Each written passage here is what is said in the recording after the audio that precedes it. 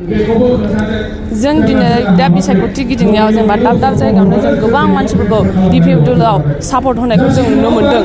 S A youth जोङो दिनै राजखान्थि दलाव ओंखारनानै जोङो मोनसे गोख्रों थासारि जेनेबा जों राजखान्थि लोगोजों सुबुं समाजखौ सिबिनो थाखाय दिनै जों ओंखारबोदों आरो माखासे सोलायनाय स्ट्रं बेफोरबायदिनि थाखाय जों बेफोर सापर्ट होनो थाखाय जों BPF दलाव दिनै फैदों आरो जों दिनै दाब जायगायाव गिदिंना नुनो मोन्दों कि गोबां इउथ्सफ्रानो आरो जोंजों लोगोसे जयेन जाबोगासिनो आरो लोगोआव लाफानानै दङ।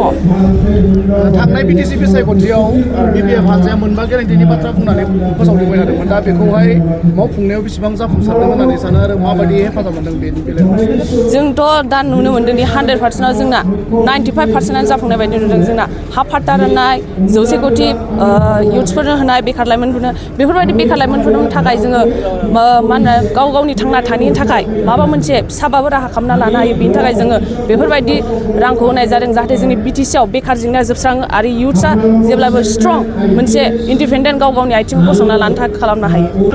लाइमोनफ्रा बिसायख'थि लानाया आं माने गोनांथार मोनसे गोनां मा होनो आब्रुथि बा गोनां सानो आङो। मानो होनोबा एसे लाइमोन हिसाबैसो लाइमोनासो हारिनि सिनायथि। लाइमोना जौगायोबासो जोङो मा गावनि हारिखौ सिनायथिना लानो हायो।